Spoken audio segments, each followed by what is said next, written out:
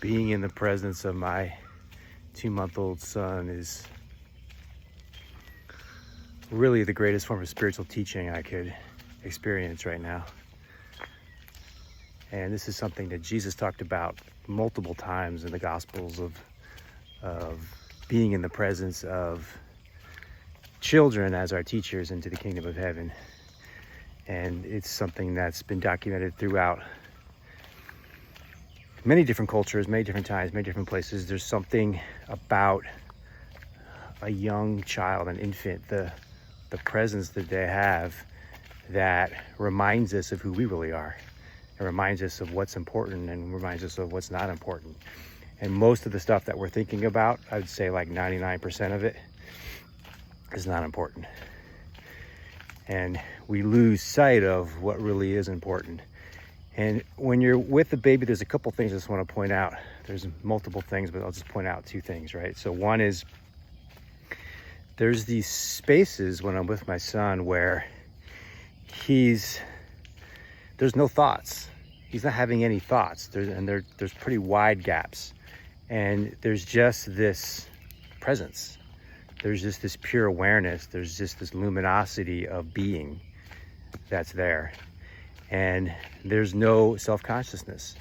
There's no sense of separation or division to anything in the universe.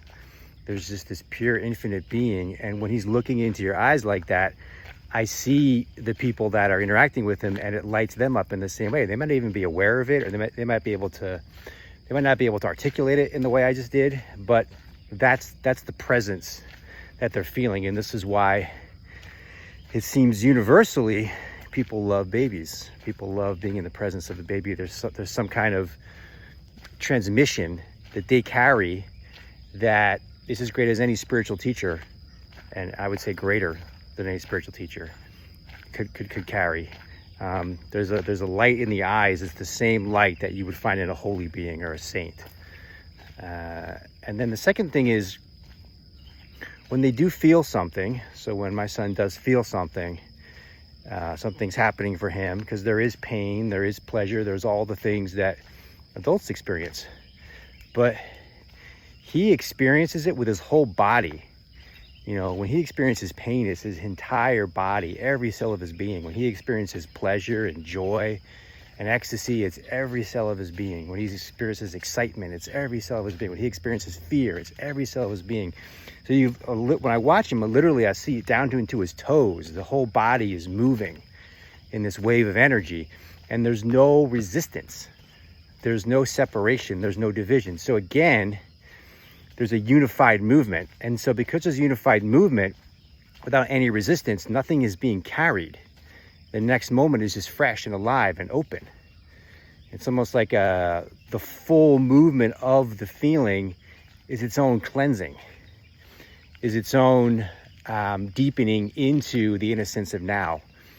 And just a great inspiration, a great reminder for us when feelings arise, not to hold back, not to contract, not to close down, not to be in a state of resistance, but to be open and available for the full fluid movement. And in that full fluid movement, there actually is a transcendence. There's a transcendent quality. There's a transcendence of suffering in the full embrace of the feeling, an unconditional embrace of the feeling, whatever that feeling is in the moment. And then that creates a resting into a spacious stillness that is free of any concepts or ideas or illusions of division or separation.